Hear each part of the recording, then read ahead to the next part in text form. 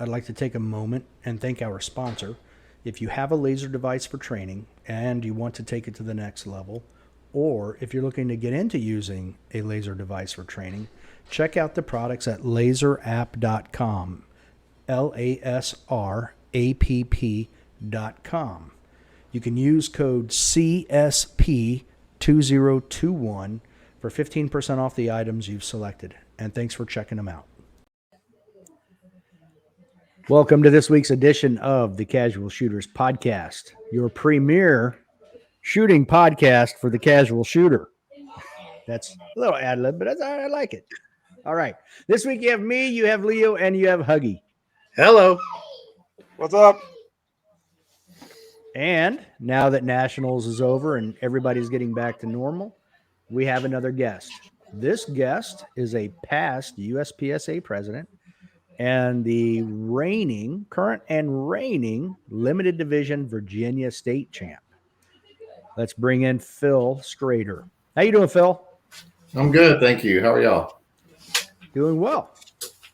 Well, not to take anything away from the person who was crowned the Virginia state champion because they live in the state. I just won the match, so I don't know if they call me the Virginia state champion or not. But I did win limited. But I think they typically will give the state resident that title. But I don't know. Champ right here where it counts. Since you're from Virginia, tonight we're giving it to you. I lived there. That was my home club, so I felt like I deserved it. I got the belt. Yeah, absolutely. The championship belt. There you go. Awesome. Those are some pretty neat belts. That's it's not an easy match to go to. I always take the RV down because Fredericksburg always has, RV hookups, and Gene Sullivan, he takes care of me. He gets me a spot. So I get to spend the night on the range. Walk the stages with a flashlight. I'm kidding. I don't do that. But, of course you don't. Of course I don't. Right. Right. So yeah, it's a great event, and the trophies are amazing. I've been there 3 years in a row.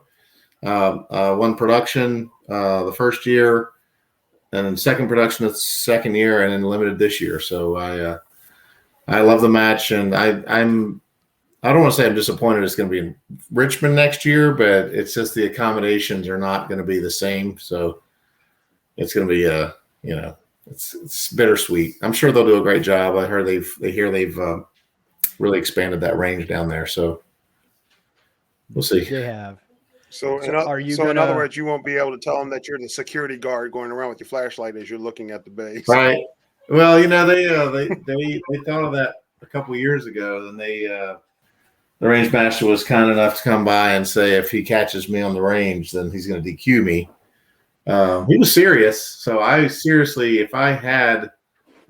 wanted to get one of those inflatable T-Rex suits and just go down and walk the range in that. That way they couldn't identify me. But I didn't do it. Should have, but I didn't have a suit. So otherwise, I got a guy for that. You can wear a mask and just put like JJ Ricraza or something else across the front. Yeah, just as long as I just keep myself blurry and never stop talking, then it would be just like JJ. Yeah. Get one of those tattooed mustaches, so you can be like, right? I don't know who you're talking to. Yeah, I don't know what you're talking about. So yeah, thank you. That was a good match. So how are y'all doing tonight? So what exactly. What we normally do is we have a little segment we call Get to Know Your Guest or Get to Know Our Guest. Okay. So we're going to ask 5 quick questions to start off the show. All right. Here we go. Your favorite movie? Oh, God. Don't feel bad. This gets everybody. So my favorite movie growing up was Lone Wolf McQuade. Okay.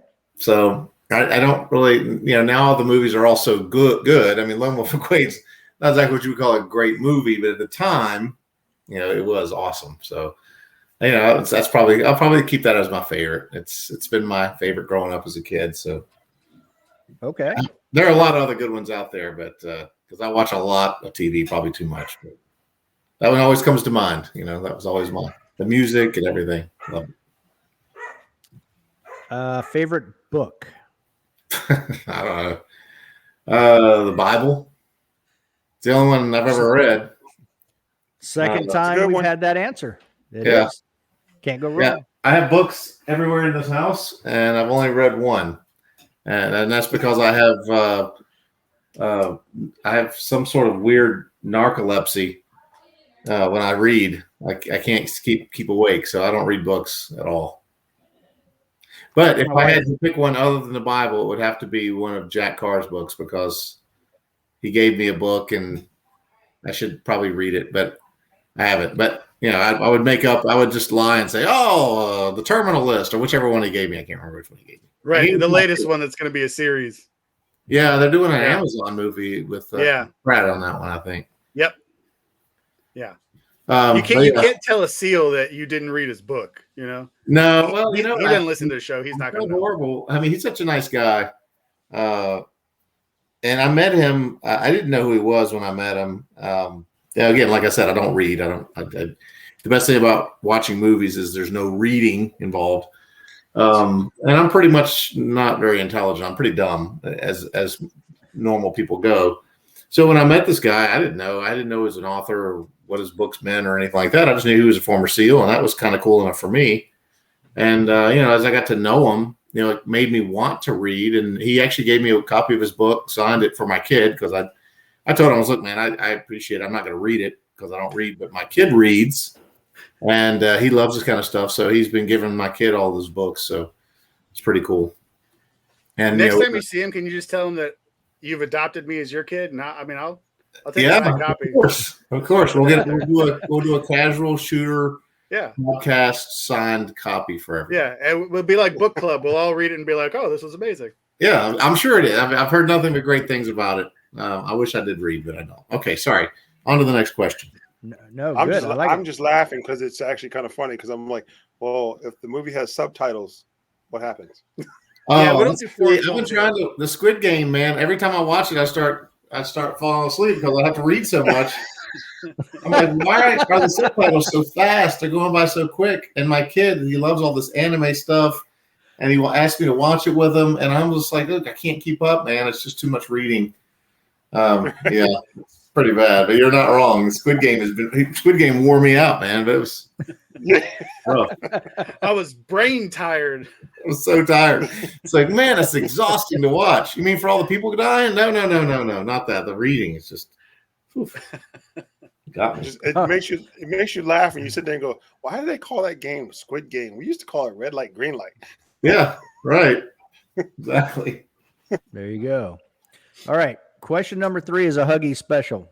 Who is your favorite superhero? Oh yeah, Superman. Yeah, zero hesitation. Love it. There you go. Love it. Your favorite gun and caliber? Wow. They don't have to be the same.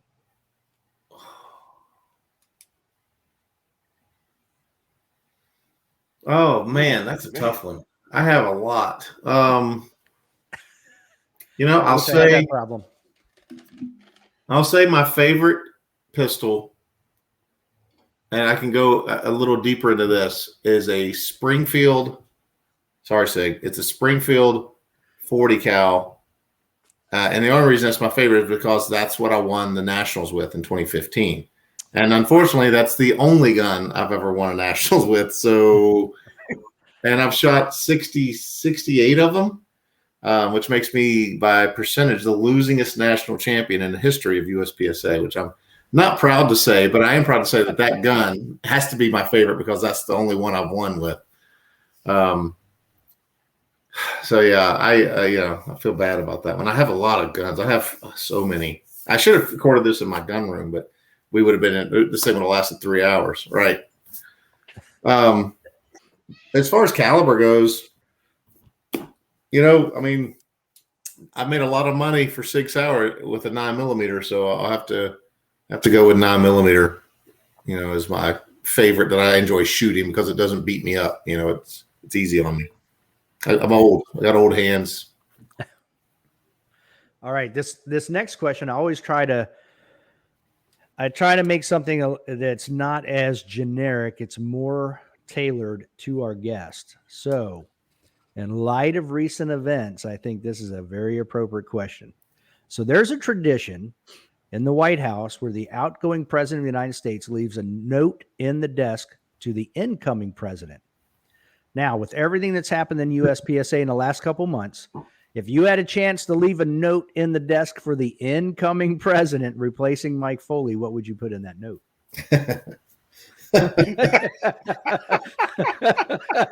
How much time do we have? Right. I'll say, how about this? Regardless of how you want to respond, give it 24 hours before you do. Good bit of advice. That's probably the best advice ever. Yeah. My bosses tell me that before every email I've ever sent. Unfortunately, that's what I used to do, but it's a double-edged sword. Either you're a complete lunatic online and you lose control, or you give it time, let things simmer, and then you get accused of not being engaging enough. So no one's ever going to be happy. Right. But best move, as our previous president probably has to know by now, I would hope he knows by now, is, you really, there's a lot of things you want to say, and there's a lot of things you shouldn't say. And sometimes if you just stop and let cooler heads prevail and think about the impact of what you're going to say, and don't drink while you read messages and comments, make sure you're not drinking. That's probably important. It probably would have saved him a lot of pain, and probably, it would have saved him a lot of money too. I can only imagine the excitement if Bill Duda was president and drinking and reading that stuff and commenting. Yeah, well, the job that will drive you to drink. You just have to be able to strategically do it. No day drinking is what you're saying. So brunch is out of the question. Day drinking is out. In fact, all drinking should just be out, because every single bad decision I've ever made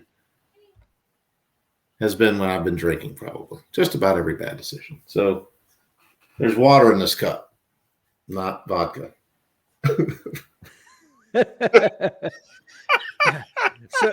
That's what I usually tell the cops too, right? Excuse me while I'm crying to my cup of vodka. So you started your career as a law enforcement officer, correct? I did. Back way down Southern Virginia, right? Southern Virginia, that's right. Danville, or Dan Vegas, as it's called, Virginia. Oh, yeah. Fredericksburg is Fred Vegas. Fred Vegas. I guess everybody says that in Virginia. Yeah. Danville was wasn't very great. Wasn't a great place to be. But it was it was good work. I graduated from UNC Chapel Hill in '93, and then got a job shortly thereafter. I was trying to get into the federal law enforcement system, but obviously at that time the FBI was only thing they wanted was accountants. That's all they cared about. So I just went to local law enforcement. My dad was thrilled to get out of Carolina with a pre-law degree to go into police work, making $18,000 a year. He was stoked, but it was a good job. I mean, I did it for a few years, and then when I was in college, when I graduated, I was legally blind for most of my life.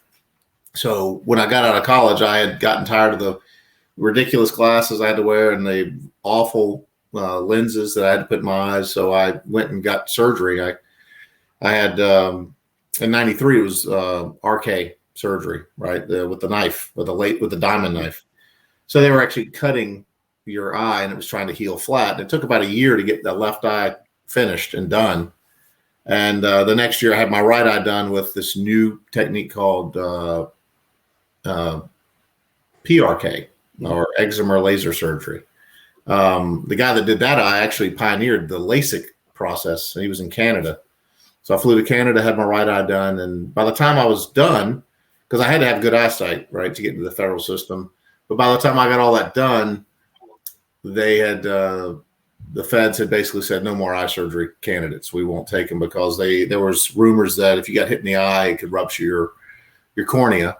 So the only federal agency left that would take eye surgery candidates was the U.S. Capitol Police. They're a federal agency. And so I applied and got in with them shortly after. And, the rest is history. I started when I moved up to D.C. I shot competitively a little bit as a police officer in Virginia, but I joined in 94, and I think between 94 and 97, I shot maybe 4 matches total, maybe. So I didn't get a chance to shoot a lot. But when I moved up to Northern Virginia, I became a Capitol Police officer. The opportunities really popped up, and I started shooting a lot. So that's when your career took off, huh? I think that's when I really gained a passion for competitive shooting. I mean, I liked it before, but I had to be realistic in my position and the money I made. I didn't make any money. Even at Capitol Police, I think they started me at 28. And I thought I was rich, 28,000. Wow. But so I didn't have a lot of money, so I couldn't make a lot of ammo or reload. So I had to dry fire all the time. And when I started out in shooting, I had a 228, a SIG 228. And that's what I like to shoot with. So I took it to a match, my first indoor match, or my first match ever in Roanoke, Virginia. And, I got my butt kicked by this guy with a Colt 45, Colt single stack. So what do I think? I think it must be the gun. Can't be this guy's skill level. So it must be the gun. So I went out, bought a Colt 45 to shoot. Now back then it was limited, it was brand new. And so I shot it limited with a Colt 45. And it wasn't until like the next year when I showed up to a big match and saw these STIs and pair ordinances and realized I made a huge mistake. So that's a big piece of advice I give people and that's the story I usually tell them is don't get into a rush with your equipment. Because I could have done like everyone else would have done and said, oh, this is dumb. Sold the 1911 and gotten an STI, but I was so angry at myself that I just decided at that point I'm going to make Grandmaster in limited with a 10-round 45, and that's what I did. I took it to nationals in '98. My first nationals, I finished 73rd, I think. Won the last STI frame off of the prize table. It tells you a lot how prize tables changed. 73rd, and took an STI frame off the table. Gave it to a gunsmith. I said, build me a gun and take a picture of it. And when I make Grandmaster with this crap that I'm shooting, I want you to send it to me. And that's what I did. I made Grandmaster with that gun in 1998 and shot my first match with that STI in January of 99.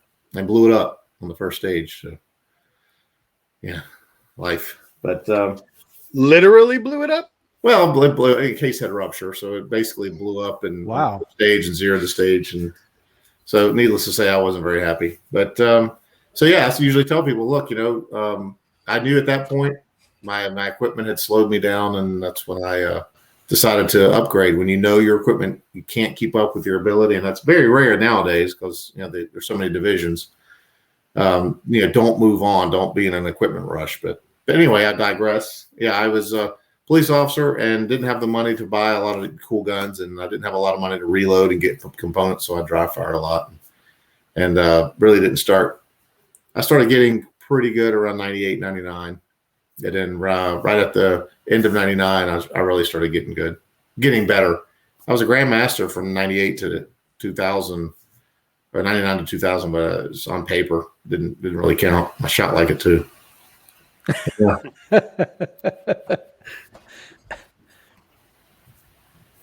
Was that 5 questions? Did we cover them all? Yeah. Oh, yeah. We covered them all. The fifth one was the president, the note to the president. I don't even know who's running. I don't even know who's. I have no idea. I know who's requested a petition, but I have no idea who's running or when they're going to run. Or it's frustrating for everyone, I'm sure. I'm only aware of 2. We've interviewed one, and hopefully we'll interview the other next month. And that's Mike Shadaloff He's a grandmaster. He just shot Carry Optics Nationals. And Matt Hopkins, I know, is running. Those are the only two I'm aware of.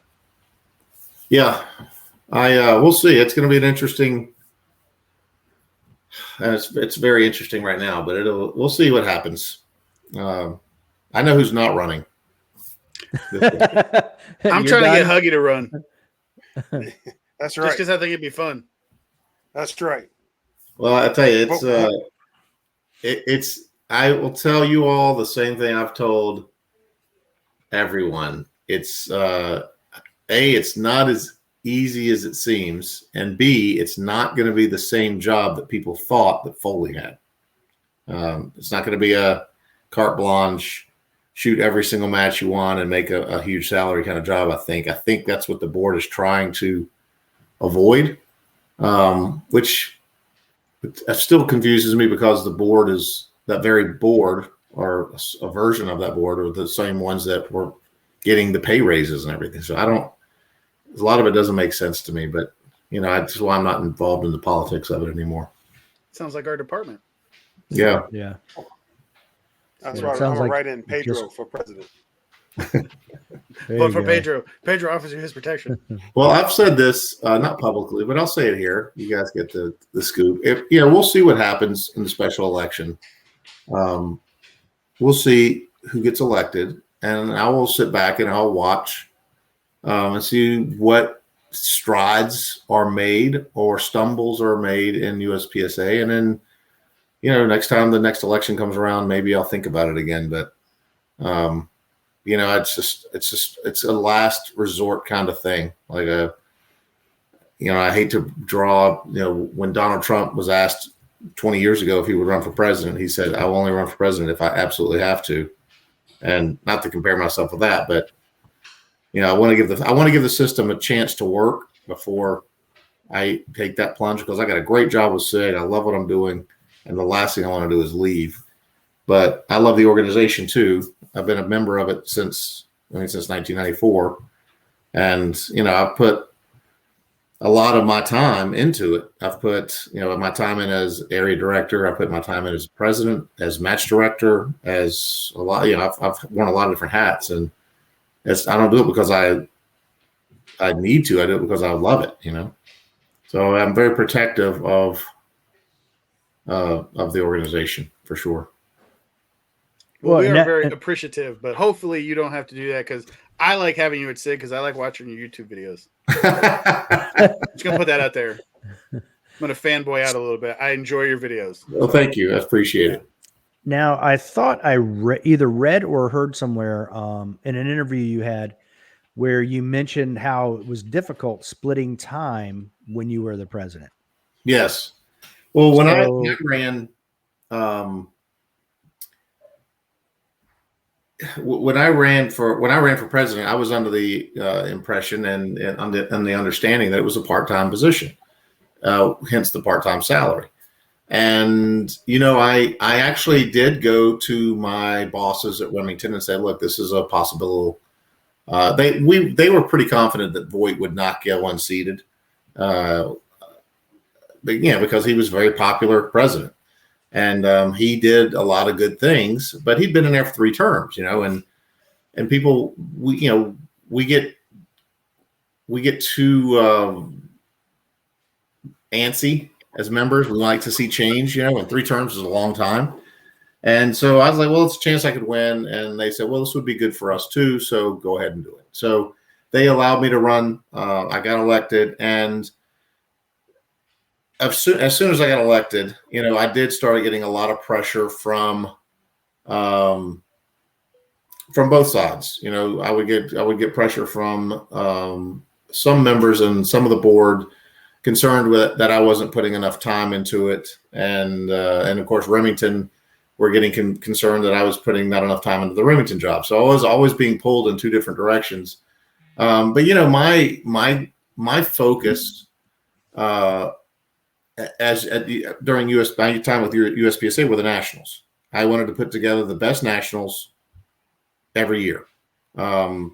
And, you know, I think we did that. A lot of people don't remember how the Nationals were run in 2012 to 2016, but they were some of the biggest, largest attended and largest, you know, awarded prize table type of matches there were. And, you know, I'm super proud of what we did as what the staff did. And what the USPSA staff did to make those matches happen. I thought they were great. I never heard anything bad. In fact, we were talking about it. Me and Matt and a few others were kind of sitting around reminiscing about the good old days at the Nationals when, you know, things were a little bit, I don't want to say more organized, but they were just different. You know, it was more of an event, more of an experience. Now it just seems like just a bigger match, you know, with with a little bit of, I mean, this year they actually did a great job, I think, at the Carry Optics and limited match as far as the awards go. I mean, there were some issues there, but as far as the venue, having it there at the track was kind of cool. Yeah. It made it feel bigger. It made it feel more grandiose and more important. And that's kind of what you really want people to experience. You don't want them just to experience the match, because let's face it, there are a lot of really great matches. If you ever shoot the Mid-Atlantic Sectional, I mean, that's a national level stages that Vicki and her team put together. That's probably one of the best matches out there. So you can get great matches without going to nationals, but the nationals should be like an experience where you get not from start to finish. It's like wow factor. And I think next year they'll do it even better. They've hopefully learned. They're learning a lot from from some of the mistakes that are made. That's what mistakes are, things you learn from. And next year, having Cameo as a venue for the big match, that'll be a big time thing as well. That's another experience. I think that's why people like St. George, because that was an experience match. That was an experience range. Now, the range itself, hopefully they'll get the improvements they needed, because that place was, the berms were a little iffy and they weren't quite tall enough. But it's in St. George. It's in Zion National Park. You get a chance to experience the area, and that's why I think Cameo is going to be great, because it's near Grand Junction, Colorado. It's a beautiful place. So I don't know. I'm very excited to see what next year brings. I'm very excited that we don't have to do a back-to-back with a 3-day break in between match. My boss is very excited about that, because I was in 10 days in Alabama away from work, and when I'm away from work, everything happens. So, but yeah, I think when I was president, it was not as easy for me, because I couldn't put all my time into it. Now, if I'd known that, hey, I could just go to the board and say, this is now my full-time job, double my salary. If I'd known that, I'd have quit Remington in 2013. I would have just done it and put all my time into USPSA. I didn't even know it was an option. I had no idea. So the worst part of that is, when I finally made the decision and told Remington, okay, I get it. You guys I can't deal with being pulled in all these different directions. And so I told USPSA, I am not going to run again. I'm not going to put my name back into the mix. I think it was I can't remember what month it was. I think it was September, October. And then not even a month later, Remington just basically let go of everyone in defense division. So in 1 month, I lost 2 jobs, because it was too late for me to go and put my name back in the mix for president. So I lost 2 jobs in 1 month. Wow. That was not a fun time for us. But SIG came to the rescue about a week later. They offered me a job, which I didn't take until they offered me the job in early November. And I didn't take it I didn't accept the job until January 4th, which was the first weekday after my presidency was over. So I wanted to stay in the presidency and try to help Mike kind of through the ropes and get him squared away. And so that's kind of what happened. It sucks, but I try not to look back on anything with any regret. And I enjoyed it. I enjoyed doing it, and it was a lot of work. So I had a great time. So what was the most enjoyable part of it? The Nationals, seeing everyone there and getting a chance to hang out with folks, and, the awards, and getting ready to, and I think when I was doing it, we were doing the award a little bit differently. We were actually going down deeper into the classes. Like if you won B class, then you got we did the old school awards where it was the match winner, the top 16 would go to the prize table, and then high lady, high junior within the division, and I think high junior, high lady, high junior, high senior, and then first A, first B, C, D. So if you were, the B class national champion, you were in the top 20 going to the prize table, because I think it's how it should be done. We did that during the pro-am when I used to run it. We would go first through fifth in every class. That way, if you got second place C class, you were getting a gun off the prize table, because it brings people back and it gets them excited. And we can all remember our first trophy or our first prize table visit. We can all remember that, and if it's even cooler because you got something awesome, it makes it more memorable, and it guarantees a customer for life, really. Because I remember my first prize table experience, and it was amazing, and it was fun and exciting, and like the whole match was. So, I really did enjoy the actual nationals, and kind of orchestrating it and getting it on the ground was always exciting. Hanging out with the ROs, we had staff was so fun to hang out with, and the whole experience. I can't pick one thing. I can tell you what I didn't like. I didn't like the board meetings that ran for 4 hours. That wasn't very fun. But I really did enjoy the nationals and seeing it all come together. 8 months worth of work all kind of coming together in one weekend. It was always pretty cool. I imagine it's kind of like a big celebration for you, the culmination of all your work. As long as it goes well, yes. So yeah, I enjoyed it very much. It was a labor of love, put it that way. I'm glad someone else is doing it. I enjoy just going to the match and shooting and leaving. I will admit that, but I did enjoy the work too.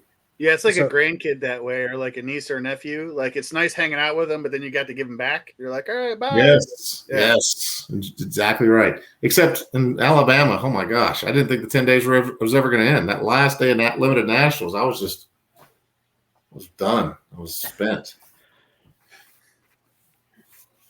So while we're going to Vegas and spending more than 3 days out there.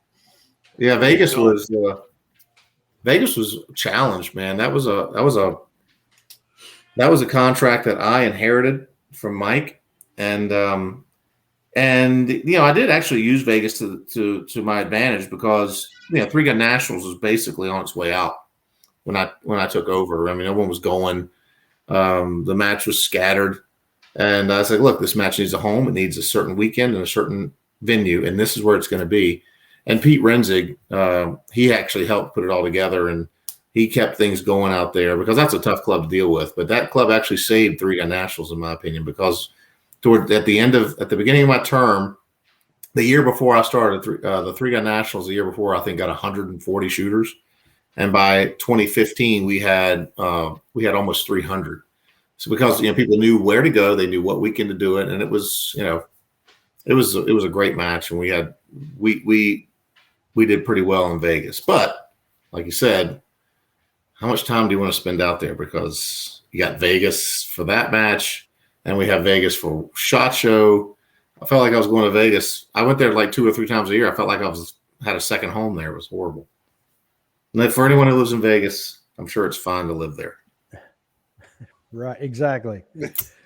So now let me ask you this. I track the what I call like a division popularity statistics through all the major matches I can find. And Carry Optics is far and away the most popular division out there. Definitely. So I was actually kind of excited that, even though I don't know that it is the best idea, I was kind of excited that Carry Optics is its own national championship next year, a standalone match, just because of a couple of things. One, you can have 500 all Carry Optic shooters, makes it a little bit easier for the most popular division to have people come and partake. Right. And 2, I feel like everybody who shot this year, JJ, Max, Nils, maybe even Jason Bradley will come back next year. Wanzik, all those top level guys, including yourself, will be back there again next year. And Christian Saylor. Oh yeah. Yeah. That kid will put some fear in some folks. And maybe even Graffel might come next year. Now that would be awesome. I talked to him a couple of days ago, and I've been trying to convince him. For him, it's a little harder to come to the States, obviously, but right. I mean, I don't want him to come from a statistic point of view. I don't want to get my butt kicked by another guy, but yeah, I mean, Carry Optics it's a great.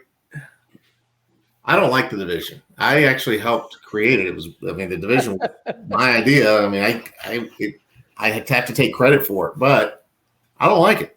I just don't like it. I don't like shooting it. It just sucks to shoot because the dot shows you everything you're doing wrong. And at least in open, you can get away with stuff because the gun doesn't recoil. Now you got all the recoil, and I mean, scoring. I don't like it, but I shoot it better than almost any division. Almost as good as single stack. You know, first the end of day one, I was right. I was 2 points behind JJ. Why?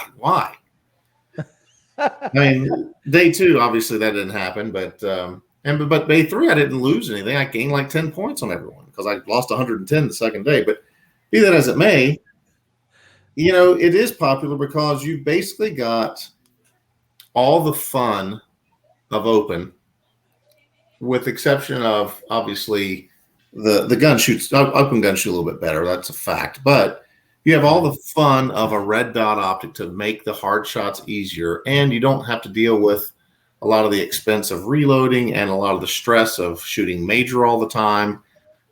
You basically have a division that you theoretically could spend minimal amounts of money on, and under $1,000 on the equipment, and still have fun. Have high capacity magazines. The division it's not exactly what I envisioned it when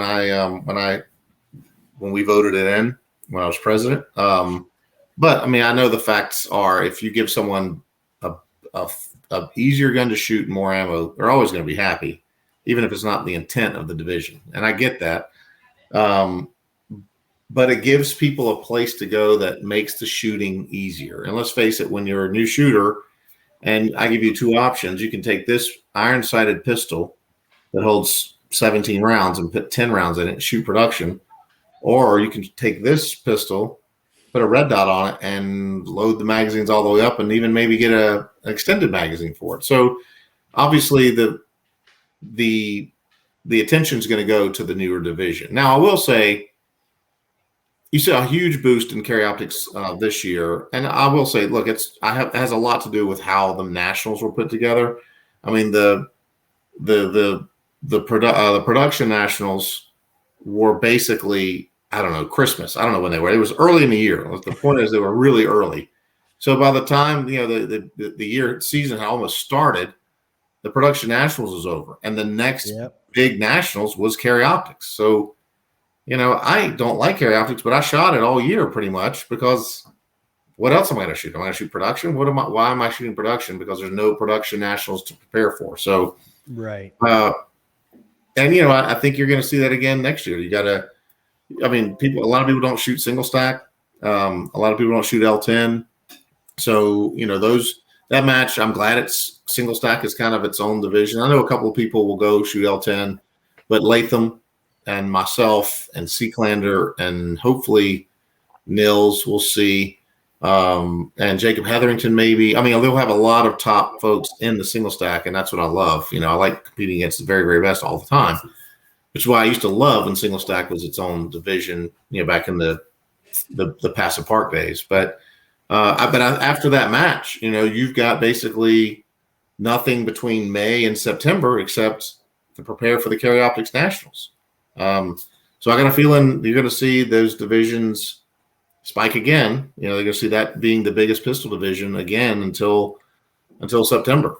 And then obviously from September to October, it's not a lot of time to prepare, but then you might start seeing some people shooting production and limited more. But yeah, it's going to lend itself very well to a popular division, and I think next year you're going to see the same trend. You're going to see a lot of people just start shooting Carry Optics. Not a bad thing. I mean, I think it's I think it's good for the sport. Anything that draws new shooters in, that makes the shooting seem easier and makes it. The last thing you want is to have a match where someone leaves frustrated, and that gun, having a dot on a gun, does make the hard shots easy or easier. So, it has its place, and I'm proud to have come up with it, but I still don't like it. I'm an iron sight guy through and through. It's like a first marriage, right? Like, I got into it and now I hate it, but I keep going back to it every now and then. Yeah, I know. That's memories. Yeah. Well, I get made fun of a lot by my shooting friends because they know I don't enjoy shooting it because it shows me too much. It makes me, I like loose. I'm like the Cole Trickle of shooting. I like to be loose and fast, and I can get away with stuff. I know exactly what I can get away with an iron sight gun. I know where my sights can be and not be to pull off those right shots. And the dots, I don't know that yet. So every time I shoot a dot gun, it's like dead center, and I'm not smart enough to know that the dot doesn't have to be in the middle of the screen or in the middle of the target. So I very rarely do I miss when I shoot carry optics, but I'm also slower, which makes for a less exciting match, which obviously if you shoot a not exciting match, you're usually going to win, to be honest with you. Because it's the matches you win are the ones you don't really remember all the details. You just kind of cruise on through and never remember much. So, but we've talked about that before. Like it's the consistent person that the performance wasn't exciting, but they was really consistent that usually wins. And then people that go to burn it down are like, hey, it looked really cool, but I won one stage and I finished 99th on all the other ones. Right. I mean, Mason's match at Limited Nationals this year was not exciting to watch. I mean, he was just kind of cruising through. Now Blake's match was exciting to watch. Blake's like just turns it on. It looks like he's like a roller coaster getting ready to come off the tracks all the time, and he's fast and he's exciting to watch. But that didn't work out. It's just slow and steady marathon pace, and it's a hard lesson to learn. I get it, but congrats to that kid for pulling it out the last day, and couldn't be prouder. Sig won Limited Nationals twice in his hands, which is pretty exciting. Yeah. It'd have been more exciting if I'd done it, but I gotta let someone else do it. You gotta share the torch at some point, Right?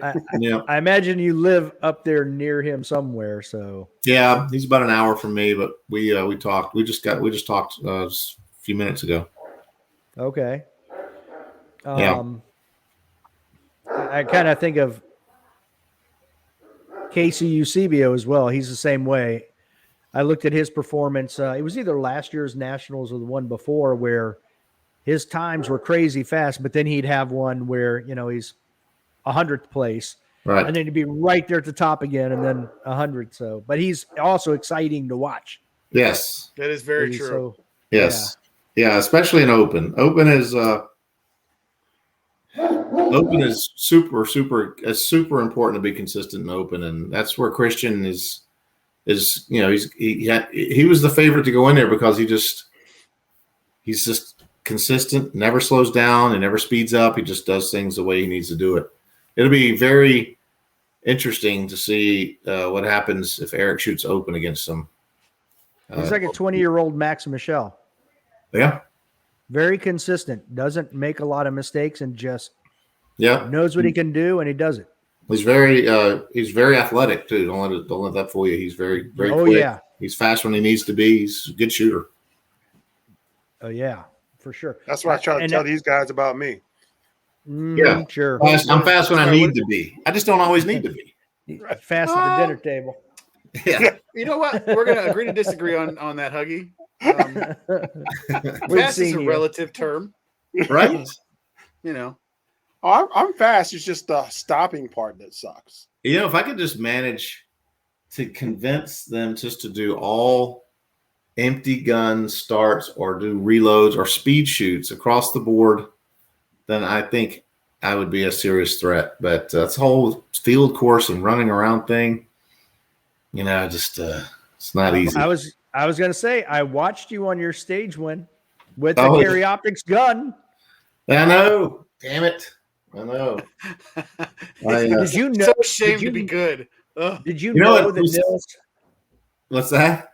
I was going to say, did you know that Nils was kneeling behind you, videoing from underneath? Well, yeah. So there's a story to that. Silly story. Okay. But so that was my last stage of day 2, right?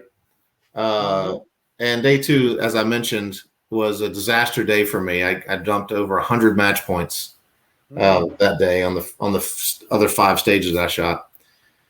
And I saw the unloaded start, and I was over in the safe area, just got my empty magazine, and I was trying to pick the gun up and just work on my load because that's when I practice, is at the match.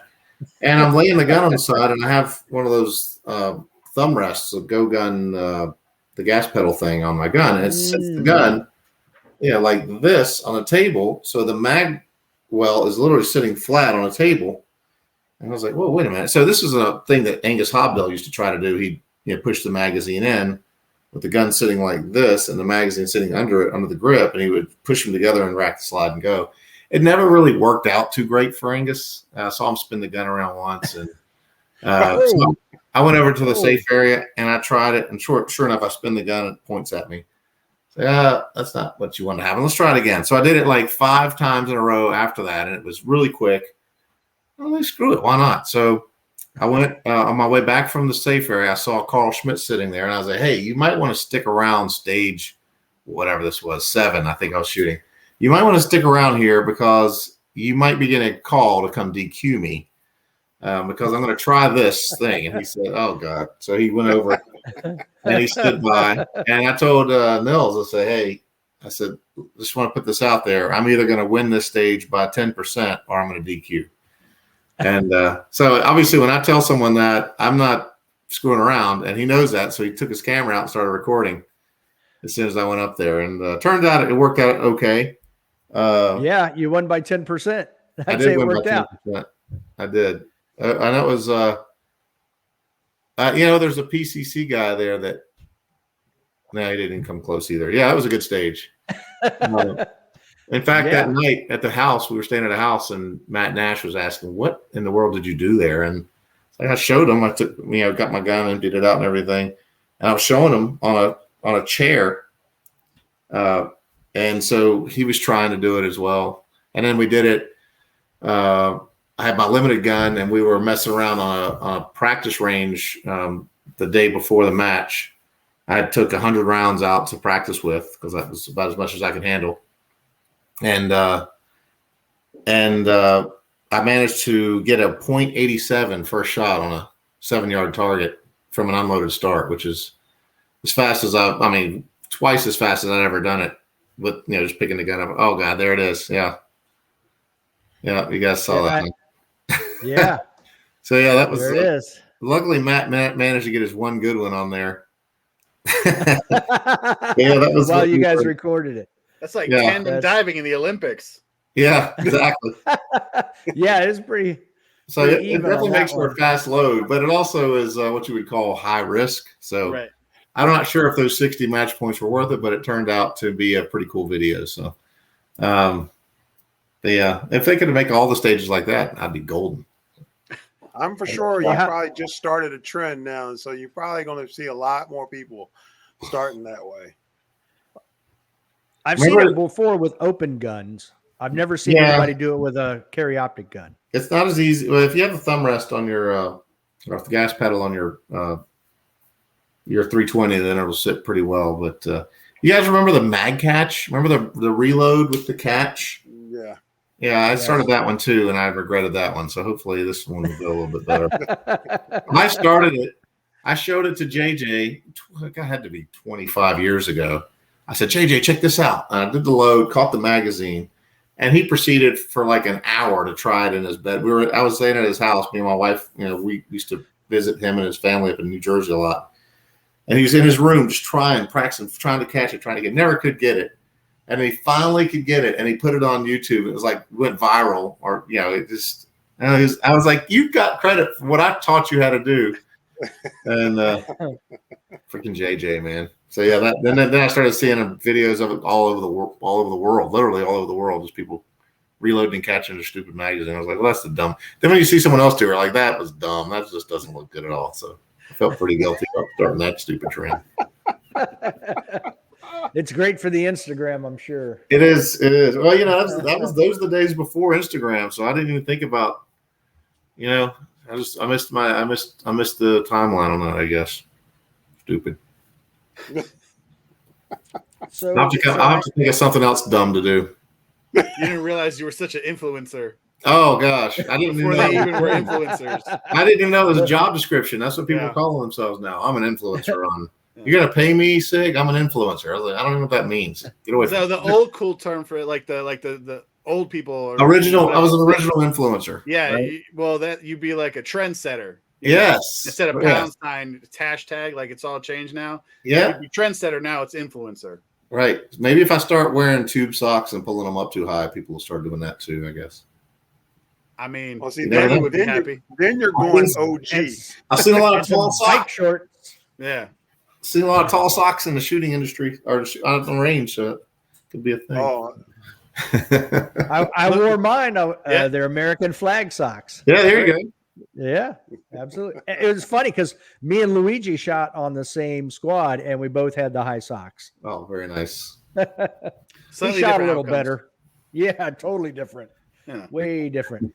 us old people call them compression socks. Compression socks. I drive the RV with those. They're absolutely wonderful. Yes. So before we get into the SIG stuff, I understand you weren't holding the gun properly at a match, and was it Todd Jarrett who? Oh wow, yeah. Did an impromptu class with you? Yes. So yeah, when I started out shooting, I was a police officer, right? So back in those days, weaver stance was a big thing.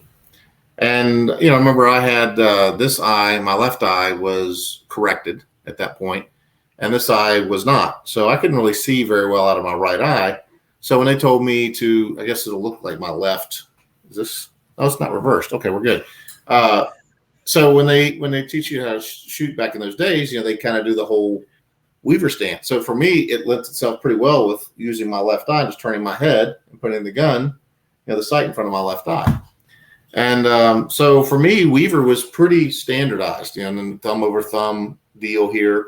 And so as I learned to shoot a little bit better, and as I learned to kind of not be quite the weaver guy and kind of start to straighten up, not quite straight, but starting to straight up, I didn't use the thumb safety. I flicked it off on the way out of the holster, and I would just sweep past it, and I would get the other hand here, instead of doing the whole thumb on top of the safety thing. And, Todd Jarrett had just won the Triple Crown. He'd won the World Shoot Open and Limited Nationals in the same year, and he was a big deal. I mean, he still is, but at the time, he was a bigger deal for me. And, I was a shooter groupie, I guess you could say at the time. I followed him a lot. I didn't follow him, but, I knew he'd won this. It was kind of a big. You weren't stalking him. Stalking. Yeah. I was stalking him. But I was super excited to shoot with him on the same squad. And of course, I'm like trying to push too hard, go too fast, and shooting my single stack 45 against his Pair Ordnance 20 round gun.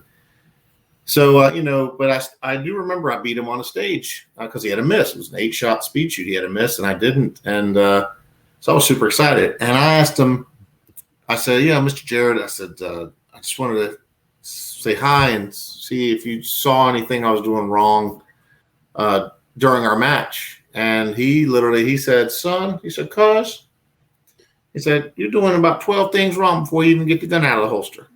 So, and then that was it. That was it. And we went to the next day. It was like, well, that was helpful. And saw him over at the safe area, just holding the gun wrong. And he came over, let me show you something, cuz. Put your thumb over here. And he was like working with my hands. You're standing all wrong. You put your hand foot over like that. And you go, put your hand right there on it. We gotta go like that. You grip it really tight. And he's got the strongest hands you could ever feel. He's like, he puts his hands on my hands and he squeezes. Oh, tight squeeze right there. So kid you not. We'll put that. I was like, okay. So I basically I'd made B class, was on my way to A class like this, and now I have to learn this with a different grip. So I basically, thanks to Todd, I had to relearn completely relearn how to shoot. But it turned out it worked out pretty well because I shortly made Grandmaster and then became pretty solid after that. And so, yeah, Todd actually did teach me how to hold a pistol correctly. I want to say it was 97, 98, something like that. And yeah, I mean, that's kind of where I got my very first real lesson, because as a police officer before, they just say, hey, just line these things up and hold them there until the gun goes off and pull the trigger. That was it. And I went to Capitol Police and they gave me a little bit more instruction, but I was always a decent trigger puller. And that was that. After that, I just kind of fell in place. Now, learning how to re-hold the gun, draw it out and get the right grip every time, that became difficult for a bit, but you learn. And that's what I tell that story a lot too when I teach. Everyone, you'll be teaching someone a technique. Then how many times have I heard? I can't tell you how many times I've heard, well, it just feels more comfortable this way. This is how I've always done it. And it bewilders me that someone will pay me, a lot of money to come teach them how to shoot. And then I'll try to teach them how to shoot. And they tell me they like the way they shoot now. And I was like, well, what are you paying me for? So I would basically ask them, I said, well, look, if clearly your comfortable way hasn't been working, or you wouldn't have paid me to come here. And then I have to tell a story about, look, don't get too comfortable in your comfort zone, because sometimes breaking out of it will get you out of that plateau and take you to the next level. And that's what happened to me. And, I've always thanked Todd for that.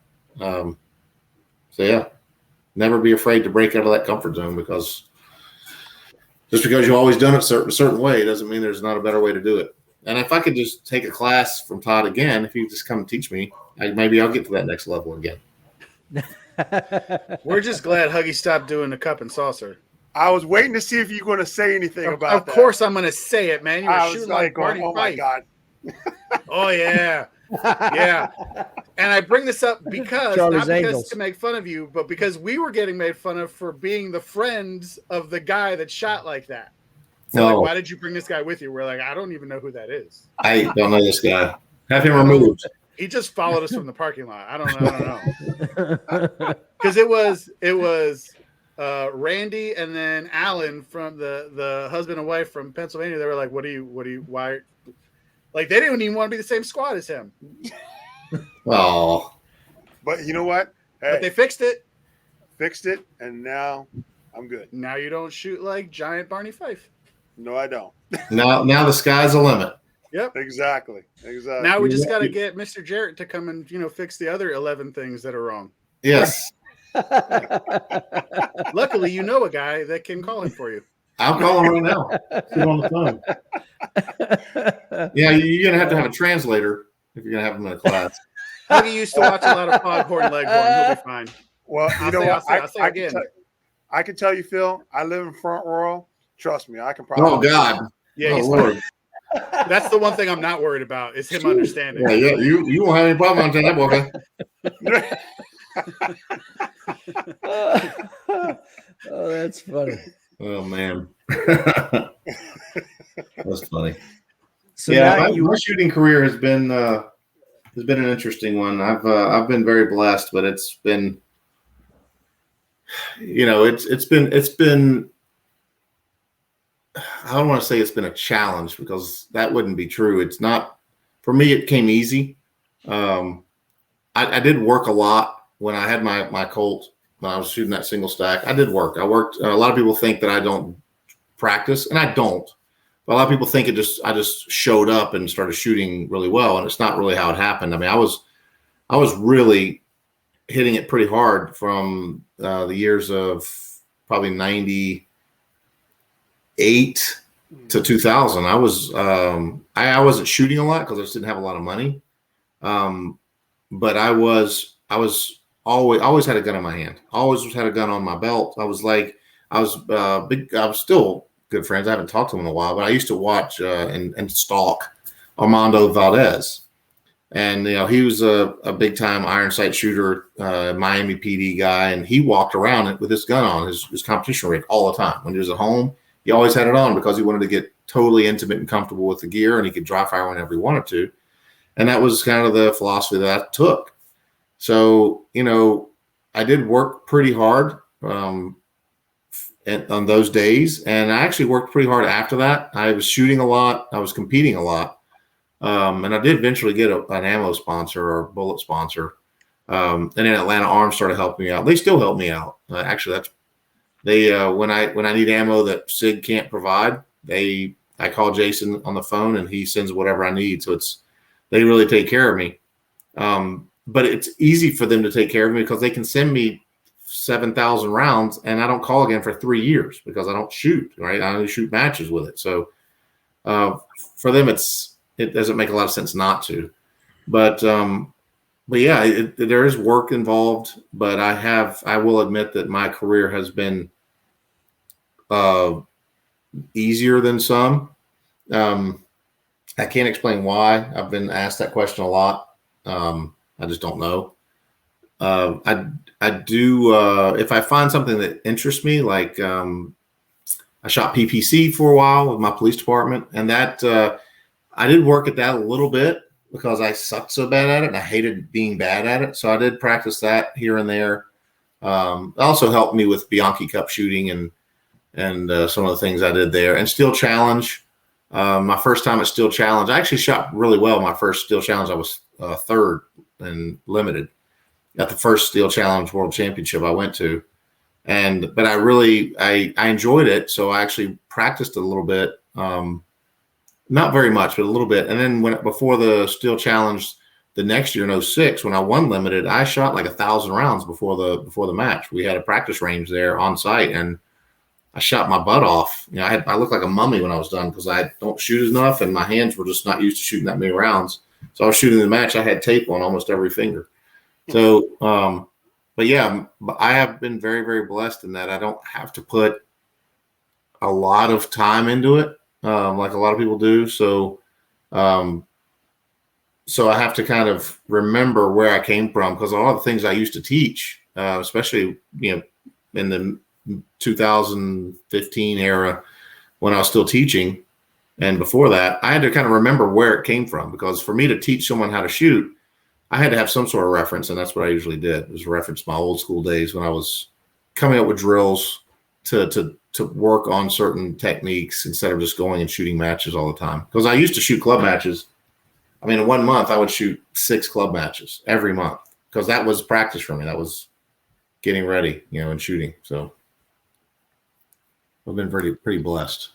So did you shoot your local matches then like it was nationals or a major match? Oh yeah. Yeah. I shot the same way every single time. I never held back. I never shot conservative, in retrospect, I probably should have. But I didn't. I just pushed all the time. And eventually got to the point where I was starting to be able to gain control a little bit more. So me pushing wasn't pushing anymore. It was just me shooting fast or faster than normal. But yeah, I shot every match like it was nationals because if I figured if this is going to be the last match I shoot, the year I won the nationals, the year I won in 2015. In fact, I'm trying to find that info here. The last time I won in 2015, I shot a club match in April, and I shot 27 rounds of Rob Latham's ammo into a grass berm on the range, and then won the nationals in 2015. That's how much practice I put into it the year I won. So that club match, I was really pushing. Goodness gracious! So yeah, a lot of shooting. I shoot every match like it's the nationals. Now I don't act that way. I don't like get worked up or anything. I have a blast because I have fun at nationals. Even when I'm trying to shoot for the win, I still like to have fun. That's the whole point of going is the fun factor. I don't go to get stressed out. I mean, I don't need that. I don't need to be stressed out. Trust me. I have plenty of stress in my life now. I don't need to add to it by getting so worked up. But I can say that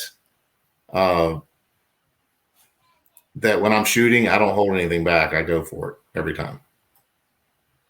Okay. Every time. I mean, you only got so many heartbeats. Why waste them on being stressed, right? Right? I mean, I'm running out of them. I'm old. You'll still never be as old as Huggy. Well, I'm always gaining though. Percentage wise, I'm always gaining on them. That's fair. That's math. That's way above me. Dave worries about the math part. So it's funny we mentioned nationals. This is how psycho I am about it. I have a spreadsheet of nationals.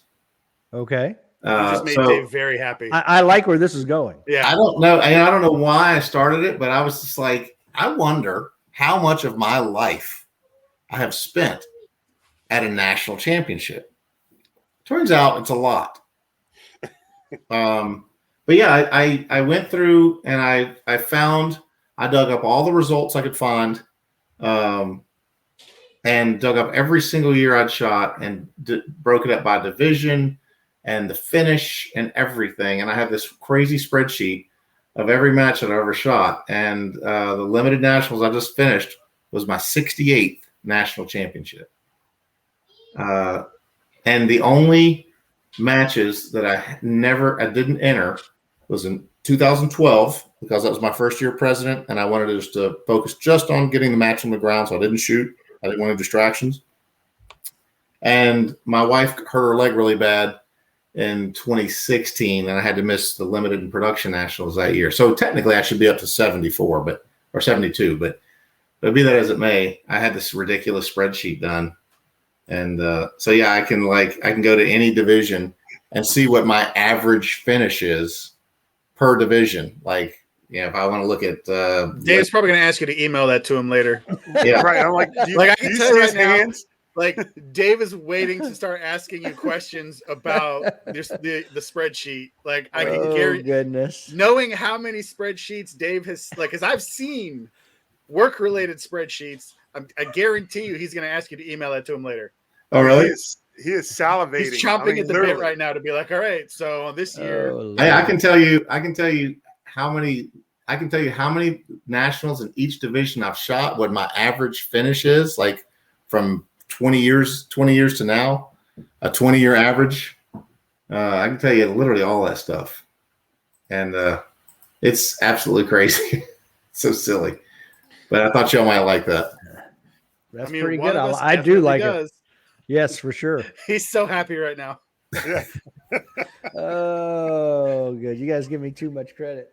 I don't know, man. I've seen some spreadsheets. Actually, Dave taught me how to make a spreadsheet. Yeah, this one's not terribly complicated, but it's just ridiculous. Are there colors involved? Because if there's colors, I can definitely track it. I keep it color free. Oh, see, I'm lost already. I just keep the filters on. So if you want to filter, you just pick, multi-gun. Who would have ever thought I've shot 1, 2, 3, 4, 5, 6, 7, 8, 9, 10, 11, 12, 13 multi-gun nationals. I did not know that. Holy cow. Yeah. Certainly more than one. So are you going to shoot next year's multi-gun? I don't know. I have never been to the Clinton House. It looks really nice. The problem I hear people die there. I didn't say it, but I was thinking. Sorry, not a sponsor. Sorry. Okay. It just slipped out. Maybe I will. It just depends. A lot of things depend on my work. They give me my work. SIG is great to me. They give me time off to shoot, which is great.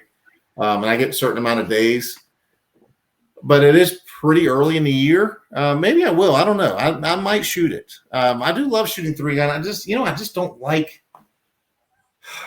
lugging the equipment around. If I could just drive to it,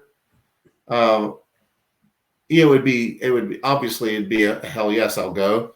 But to Clinton, South Carolina from New Hampshire, that's a haul. Even in a motorhome, that's a haul. And it means it's going to take me 2 days to get there and 2 days to get back, which means I got to ask for 4 days off from work. And my boss is, he makes it very clear and makes me understand that you are not a pro shooter. You're a product manager.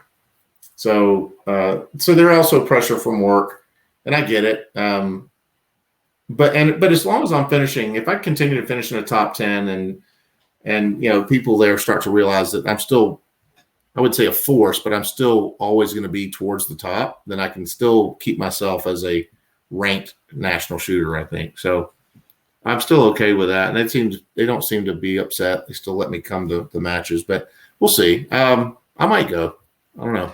I mean, listen, and I'm very willing to fill in. If you just let me know the info. I'll just send you the slot and just okay. Yeah. No, you don't want me to shoot for you. I'll cover SIG. for you at SIG. Yeah, you don't want me shooting for you. Oh. Especially if there's steel involved, that's a terrible idea. Man. I will definitely cover for you at work, though. Man, that might be that. Maybe I can work that out. I'm a very people-oriented person, and I can be mean if I need to be to get stuff done. Just do a few product videos, and they'll love you. Yeah, no, look at this face. You know, face made for I got product you. videos. Yeah, and I've already got a SIG shirt. I got stickers. I got a hat. What? He probably owns more. Do you know how many SIGs SIG for guns anyone are who sitting doesn't over here work waiting for us to than get to that point? So I could just be like, oh, this one. Oh, this one. Yeah, I got you. I don't doubt it. Doubt it. We're good. I got a couple back there. Yeah, all right. I got you. Done. Sounds like I'm going to Multi-Gun Nationals, I guess. Boom. You're welcome. All he wants is just a Team photograph with your signature on it. That was for later. Let us ease into. Yeah, we'll work into that. Let's work into that. Yeah. Calm down. Don't creep out the talent. Yeah. Right. This guy. Second show back, and he's already making weird requests. Jeez.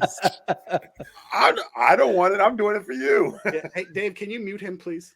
Oh, honestly, out of control, this guy. That's funny. So you went from being a law enforcement officer to working at Remington.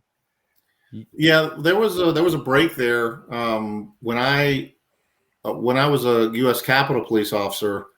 In 2002, I decided I had some money saved up, and I had to make a choice either to buy a Corvette or buy a business. So I bought a shooting range. I bought Shooter's Paradise in Woodbridge, Virginia, in 2002, and basically, just put everything we had. My wife and I worked there every day. I worked from 6 to 2 at work in Capitol, drive down to Woodbridge, work from 3 to 10 every single day, every weekend. We worked our butts off. We put everything we made back into the store, turned it into a beautiful place, and then sold it. Got an offer from a security company. Actually, I got an offer from a security company, and word got out that someone was trying to buy the range, and I got into a bidding war between two ranges, and it worked pretty well. And we ended up selling the place, and I worked another 2 years at U.S. Capitol Police, and I wasn't very happy there. I was a lot of changes were being made that weren't conducive to good training, and not. And I was very protective of the police officers that I used to train. I wanted to make sure they had the best training, and I didn't just want to have them go and qualify for a score and leave. I didn't think that was enough. So they didn't see it the way I saw it. So I basically just told them, I'm rich, bitch. I don't need to work here anymore. So and I like it. So I got my 10 years. I got tenured in for my 10 years, and on my 10-year anniversary, I left. And my last, for about 4 or 5 months, I was consulting for the U.S. Shooting Academy in Tulsa, Oklahoma. And so I was kind of working on a deal with them. And as soon as I left there, I started my contract with U.S. Shooting Academy. I worked there for a couple of years. I had a 2-year contract. Unfortunately, when I moved there, I met the owner. He was he lived life pretty loose and fast. And writing was kind of on the wall for that place. So I knew it wasn't going to make it. But I did my 2 years. I got out, and very shortly after it went under, the place went under, which is unfortunate. But once I got out of there, I was training a lot. I was doing my own thing. I think I taught for 2 years on my own, just traveling all over the world and teaching, and then I got a job with Remington shortly after that. So there was about a 3.5, 4-year hiatus between Capitol and going to work for Remington Defense. But I was there I was at Remington Defense for, I want to say, about 4 years before they shut the defense division down. That saw that writing on the wall too.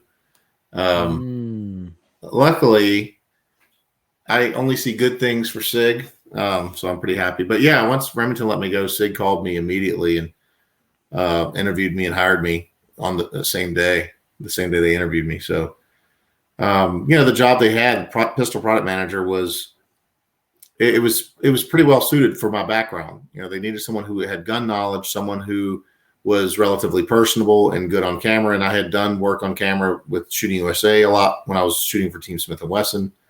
And they needed someone who had a pretty good feel for the market as far as gun sales and what people like, what people want, because I had the guns. I worked at a gun store for 3 years. So and had a big hand in, it was my place, so it was pretty successful. And I want to think it was because of my staff, and I had a little bit to do with it. So it turned out that the job offering worked out great. Robbie Johnson actually called me for both jobs. He called me for Remington, and then he moved to SIG before I left, and then he called me from SIG. So he recruited me for both jobs. And I couldn't be happier where I'm at. I love it. Remington was fun too. I enjoyed Remington. It was it was a different time in my life. My boss was a tough cookie to hang with. He was he traveled a lot. He lived life loose and fast too.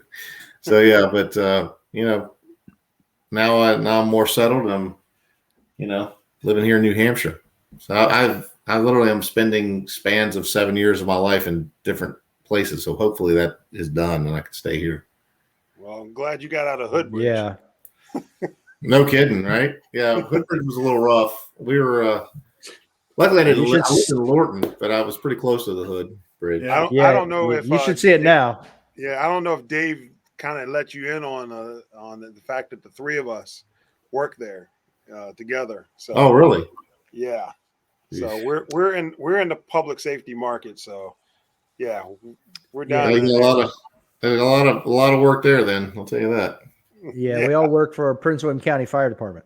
Yeah. Well, were you guys working on 2006 when shooters burned to the ground? Yes, that was literally the year after I got hired. Yep, I was. Yeah. Since you brought it up, Phil, I'm going to bring up another incident there that I was on. Okay. I know. There was a Capitol police officer who was there one night shooting and may have shot himself. It Are wasn't you aware of that one? At shooters? Yeah, at shooters. It had to have been after I sold it. That's what I'm wondering, because it'd be about, I'm going to say 2005. Yeah, I sold in 2005, but we never had a shooting incident on the range when I owned it. I set up a bunch of SOPs for if it happened, and I know that a young lady killed herself intentionally on the range after I sold it, shortly after I sold it, but I did not know that. Yeah, I did hear about that one too, but yes, I was actually working this night. I was the one who flew the guy out of there, but that's how we know it wasn't you. Exactly. Yeah. So I asked the guy, I was like, he shot himself in the thigh. I'm like, okay, were you holstering or unholstering? What? He said, neither. Now I'm really confused. I'm like, huh? And he said, well, normally I wear a hat when I shoot, but I forgot to bring my hat today. And the hot brass went down his back, and somehow in his, it's hot, he shot himself in the leg. Right. Yeah. Yeah, hot brass dance. That's a bad one. Yeah, exactly. So, yeah, a friend of mine, actually, an instructor of mine, he teaches out at the range of VIR.